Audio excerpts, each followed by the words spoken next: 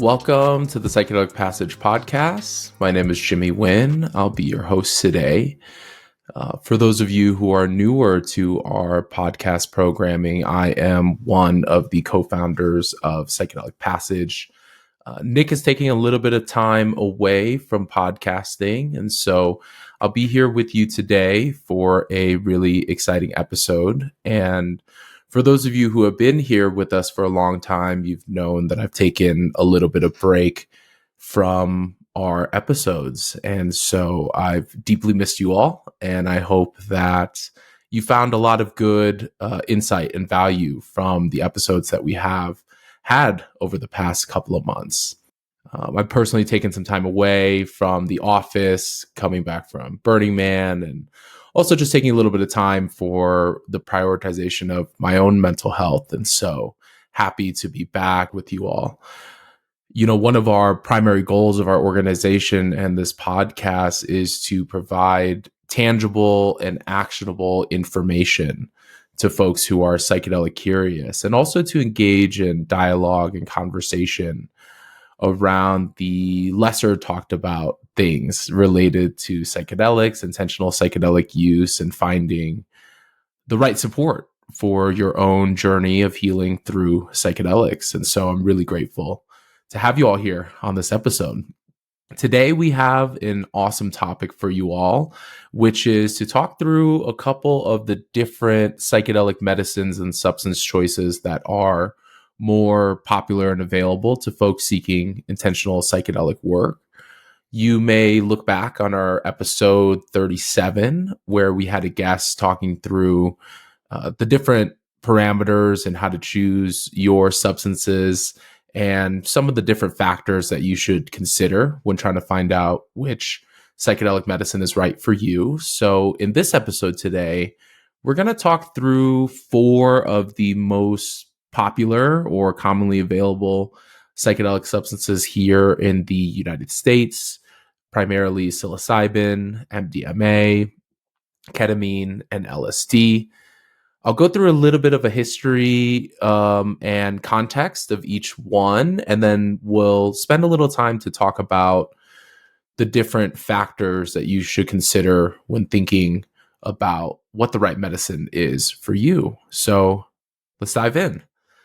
I'll first start by talking about psilocybin, which is a commonly found psychedelic compound in over 200 different fungi species, of which then a lot of folks are particularly used to psilocybe cubensis, but it's good to know that psilocybin is prevalent and available in a lot of different, fungi that are found in nature. The interesting thing with psilocybin is that it's gotten a lot of attention recently, not only in clinical trials and studies for intentional psychedelic use, psychedelic-assisted psychotherapy, but I think one of the interesting things with psilocybin is that it is so prevalent, so easily available, so readily grown or sourced. It's actually quite fascinating to know that there are likely psilocybin compounds across the entire world in different, shapes and formats. And so a lot of what we see in the mainstream coverage of psilocybin in the most recent years is that it can serve as an agent for neuroplasticity.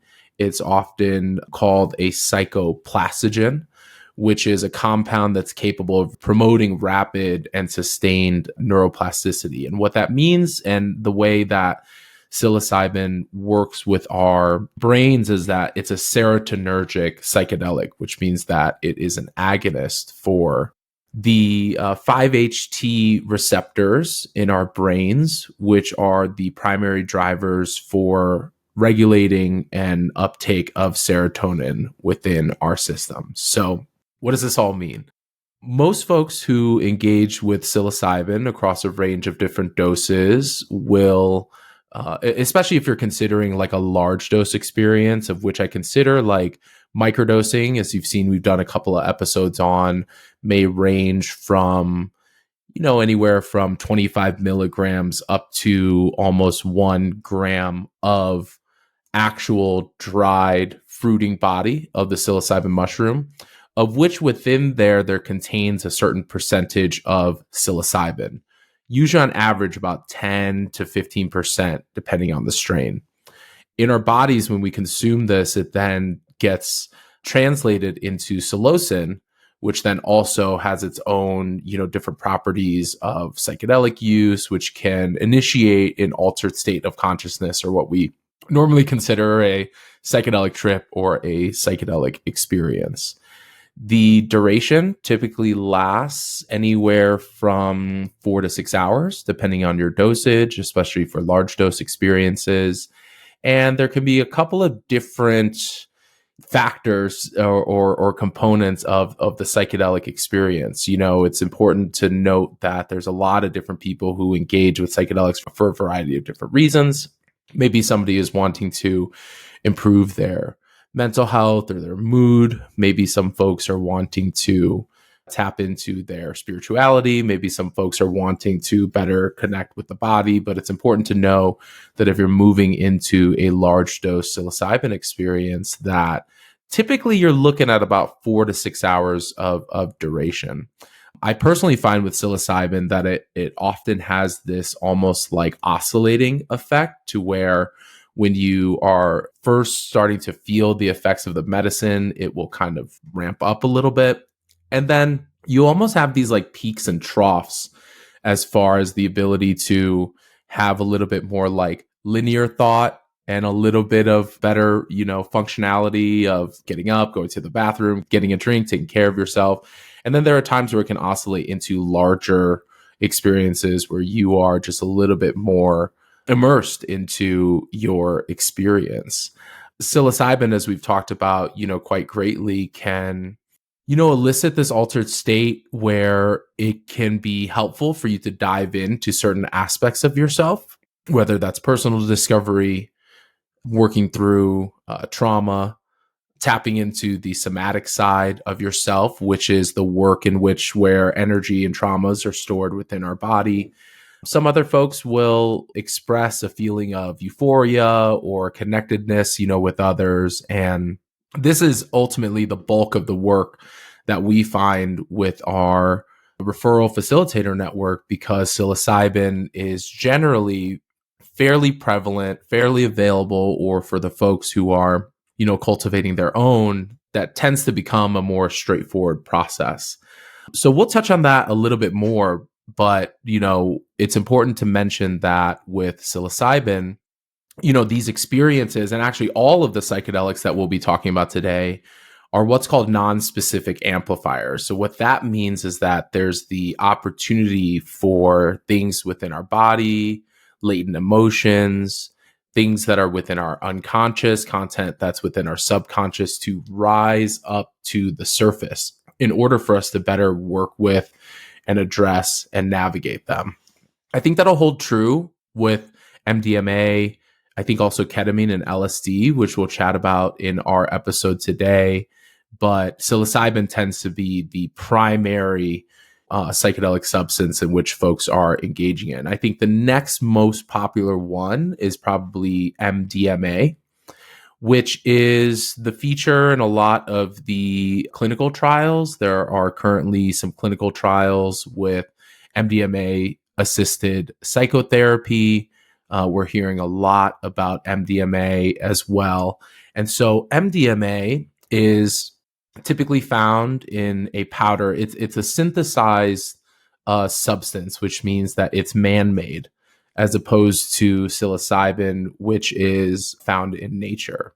MDMA is often regarded as an empathogen or an entactogen, which typically means that it can increase the ability for one to connect with themselves or connect with others, can elicit just more emotional connection, either with individuals or either with yourself. And oftentimes, folks are using MDMA in a more assisted therapy type of context. So what folks might encounter is MDMA working in conjunction with the therapist or facilitator or service provider, where there's a little bit more dialogue, maybe a little bit more, conversation, and the ability for you to almost verbally process and even feel into your body this connectedness with yourself and your feelings and your emotions. There are some related substances, which we won't get into today, primarily MDA, which is also known as sassafras. MDA being the synthesized version of sassafras, which is also commonly found in nature. MDMA is pretty interesting because it is also a serotonergic psychedelic, but oftentimes I find that it's in its own category and classification because it typically doesn't carry the same amount of hallucinatory properties as, let's say, psilocybin or LSD. It definitely puts you in an altered state of consciousness. And depending on the dosage, which is, if you're looking at the clinical trials, typically sits somewhere around 120 milligrams or so, of the substance. And I find that those effects last anywhere from, 3 to 6 hours, depending on the experience or depending on the dosage and the set and setting of your experience. The other important thing to say with MDMA is that it usually does create just more of like a serotonin dump within your system. And so MDMA, really goes hand in hand with proper hydration, making sure that you have enough electrolytes and blood glucose and, things in your body. But there's a lot of compelling evidence with MDMA, particularly of, helping support folks through a varying level of mental health challenges, of, feeling connected to others. I actually think that MDMA is a great tool for couples therapy and relational, issues. And I find that MDMA also has like this somewhat of a softness to it, like this ability for you to almost soften your edges. I think a lot of times with folks who are wanting to engage in meaningful psychedelic uses, sometimes we have our guard up, like we have a lot of walls up or barriers that might impact our ability to really dive into ourselves. Or maybe for some folks, they find a sense of judgment or a sense of this feeling stuck. And so what I find is that MDMA can actually be extremely helpful in moving past, some of those barriers and just allowing folks to soften into themselves and really find that compassion and love, and using that as a vehicle for further healing or further growth. I'll move over to another one really quickly, which is ketamine. And ketamine is interesting because it's its own classification. It's what's known as almost like a sub-psychedelic or a dissociative. And what this typically means is that ketamine at a particular dose, and it also depends on the route of administration. Sometimes ketamine is administered as an oral lozenge. Sometimes it is administered intravenously. Sometimes it's administered via like a shot, like intramuscularly. And depending on the dosage, ketamine can create different varying effects. I found at higher dosages, ketamine can certainly elicit more of a psychedelic state. But oftentimes with ketamine, with the dissociative feeling, meaning it can almost elicit somewhat of like an out of body, almost like a dreamlike state, we're seeing that ketamine in conjunction with therapy or integration support can also be helpful in, alleviating certain roadblocks to folks in their, let's say, mental health conditions or their mood and their state. The ketamine experience lasts quite shorter. I would say that the active, duration given the dosage probably lasts anywhere from 45 minutes up to an hour and a half. And folks have a different varying level of sensitivity, I think, as well with ketamine. Nowadays, because ketamine is a Schedule III substance, there are ketamine clinics that can administer this. Schedule III means that ketamine is approved for off-label use. Ketamine is typically used in medical and surgery settings in conjunction with opioids or other anesthetics to increase the ability for folks to, endure like painful surgeries and things like that. And over time, research has found that ketamine also has these almost like mental health properties or properties that can help folks to, move through traumas or just get a little bit of a relief almost in some of the issues and things that they're navigating and working through. So ketamine, yeah, it's definitely in its own area, in its own category as it relates to these, different from psilocybin, MDMA, and LSD in our list today, where ketamine is not necessarily a serotonergic psychedelic. There's actually some folks who argue whether MDMA and ketamine are what are called like true classic psychedelics. But as you've heard us talk before, so much of this is contextual to you, your content, your body, your dosage, your set and setting. And so we've definitely found folks to find a lot of relief, through ketamine. I would say that all of these substances, it's helpful for you to have support in preparation, in the before process leading up to it, in the actual in-person support. I think that's wildly helpful. And primarily in the integration, the post process. Ketamine use can certainly affect your motor function. So, obviously don't operate, heavy machinery or drive and things like that, immediately after your use. And most people are finding that ketamine is, more suited in a clinical setting, though there is also a history of recreational use with, all of these substances. The one other thing that I'll say about ketamine is that it can be habit forming.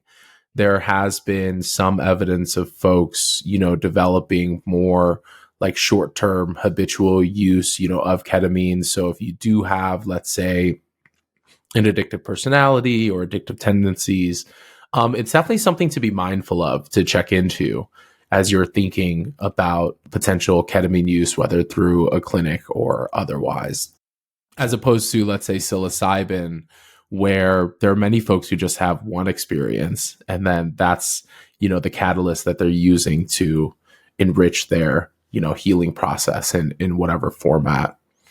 And then we'll talk a little bit now about LSD, which LSD is also a synthesized substance. It is the synthesized version of an ergot fungus that usually affects rye. And so there's a history of ergot in society. There are some folks who have researched and believe that ancient civilizations in Greece and Rome, were actually using the ergot fungus as a type of medicine or substance that engages in an altered state, of consciousness. And LSD was synthesized by Albert Hofmann almost like 50, 70 years ago. And LSD is actually an interesting one because it's also like psilocybin. It's a serotonergic psychedelic. What that means is that it affects our serotonin system. It definitely is an agonist for the 5-HT receptors in our brain. But LSD experiences typically last much longer. We're talking about 8 to 12 hours, possibly 16 hours. And the reason why for this is that it's the way that the LSD compound is specifically shaped. And when that engages with specific serotonin receptors, it's almost like this really tight puzzle piece fit. So what that means is as our brain and our bodies are processing through LSD, it tends to stick around longer. Its effects tend to agonize those 5-HT receptors a little bit more. LSD typically will come in a liquid format, or it may come in sometimes a tab of like blotter paper. So the one thing with LSD is that the measurement of dosage is in micrograms, not milligrams. And the average dose for LSD probably sits somewhere around 125 micrograms. And so there's a much, much lower margin of error here. What that means is that, if you take, let's say, if you're microdosing psilocybin, 100 milligrams versus 150 milligrams of psilocybin. Maybe not that much of a difference.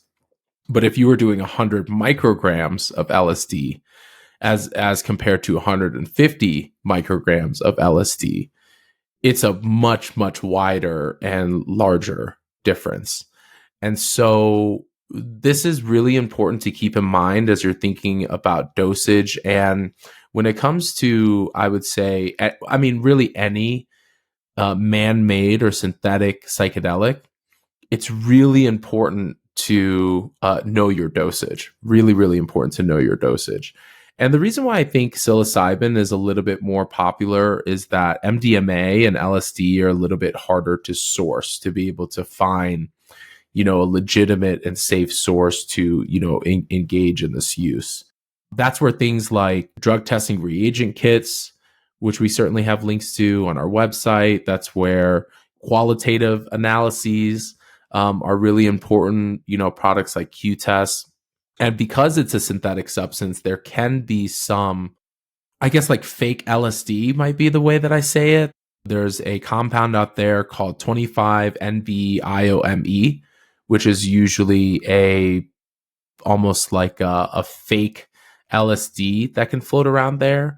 So it's really, really important from a harm reduction standpoint that you are testing your medicine, that you know what you're taking, and that you also know, like I said, the dosage that wraps around it. So that's a little bit of like a broad primer. I know that I really moved through all of those things really quickly.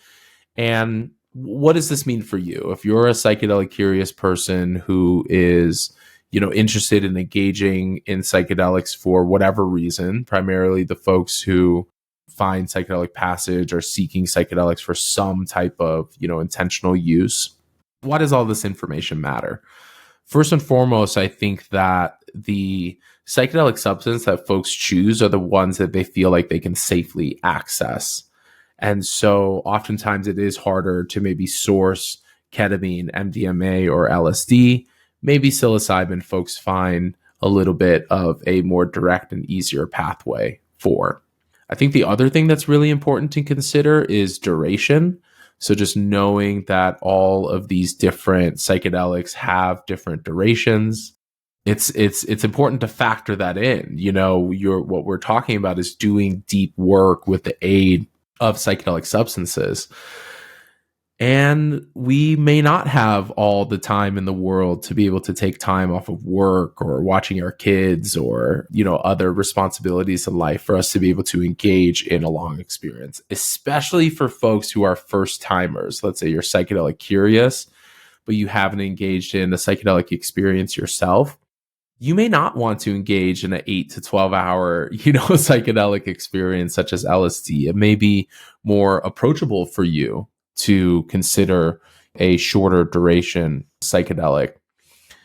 I also think that intentions play into this, quite greatly. I think that there is a difference for individuals who are maybe seeking more of a spiritual connection versus wanting to address, let's say, something specific in their childhood or their life, or let's say you're wanting to use MDMA to tap more into your relationship with yourself or your relationship with others. And so there can be somewhat varying outputs depending on your intentions.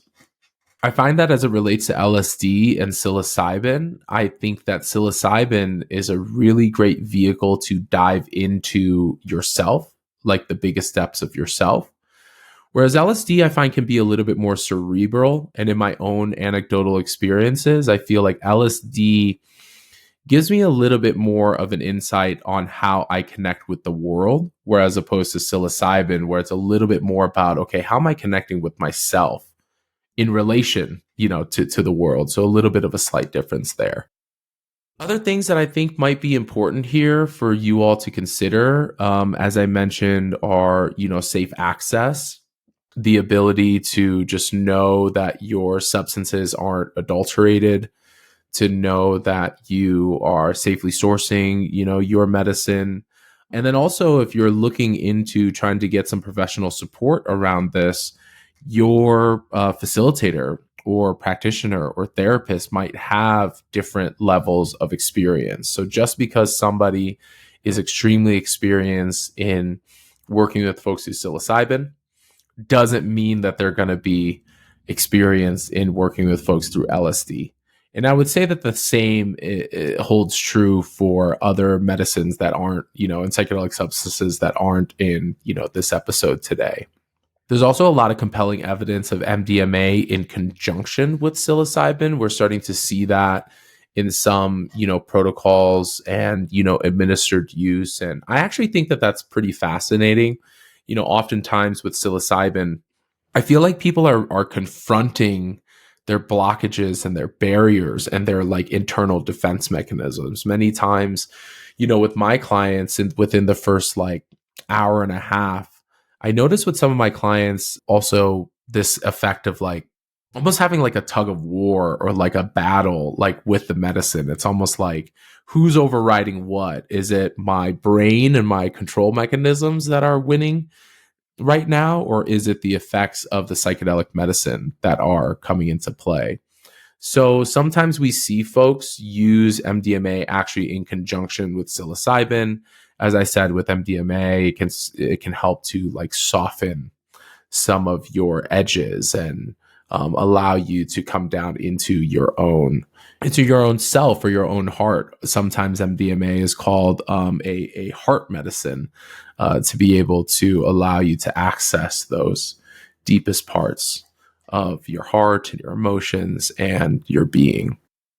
So I hope that this has been helpful for you all. I know that I'm kind of giving like a primer on the different, substances and substance choices. I think that these four end up being the most talked about and the most, found, medicines out there in the psychedelic landscape today. And we hope that, more safe and accessible pathways become available with more practitioners and facilitators who are well versed in this work. I'll also say that other popular psychedelics in conversation today are like DMT and ayahuasca, though DMT is typically like very hard to source. And then ayahuasca, I find, is more helpful and proper to use in traditions and ceremonial containers of which there is like a lineage, of this type of work. There's a list of other, psychedelics, which I won't get into today. The main thing that I will share is that as you are discovering what the right substance is for you, it's really important for you to listen to your intuition. You may right now only have a certain substance available to you.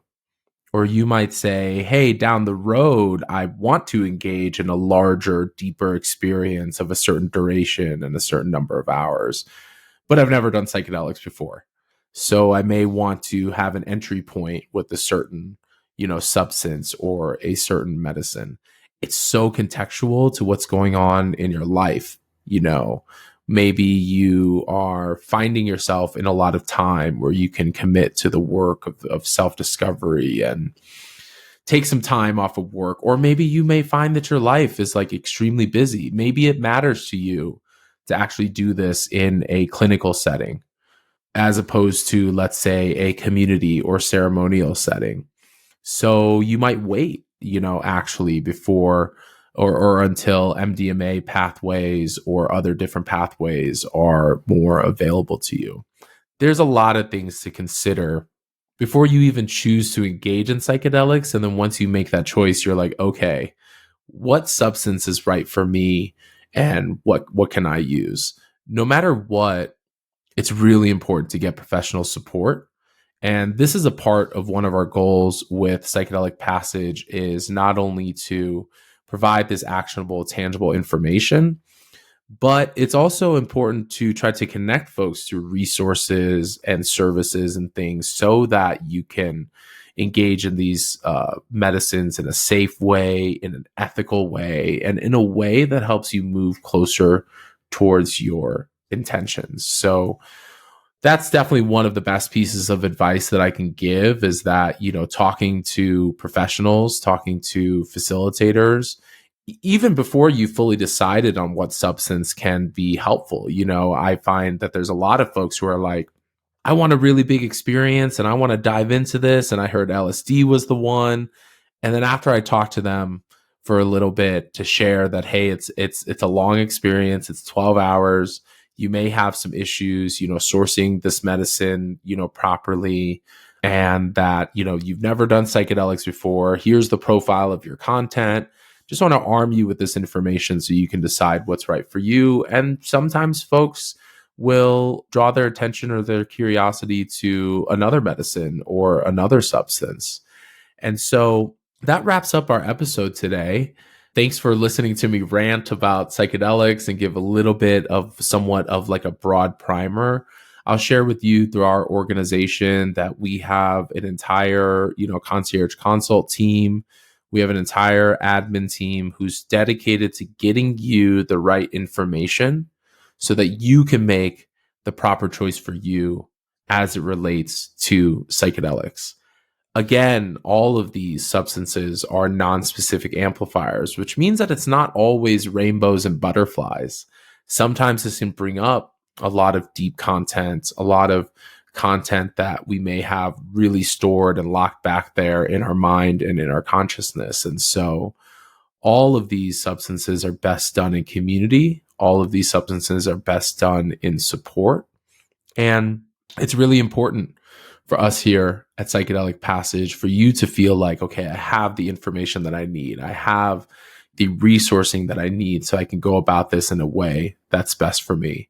I think the best choice sometimes is when folks get armed with this information. They're like, actually, I'm not ready for this yet. Or I need to wait. Or I need to do a little bit more research and do a little bit more study. And so I hope that this episode has been vitally helpful for you. And thank you again to all of our community members, to all of our listeners. I hope that as we move through this Psychedelic Passage podcast programming, that you've gotten a lot of value, that you feel like there's somebody who cares, feel like there's somebody who, understands. For us to hop out and talk about a lot of the things that are not really discussed in our mainstream dialogue with psychedelics today. And so I hope everyone has a wonderful day today. Thank you for listening and very much look forward to tuning in with you next time.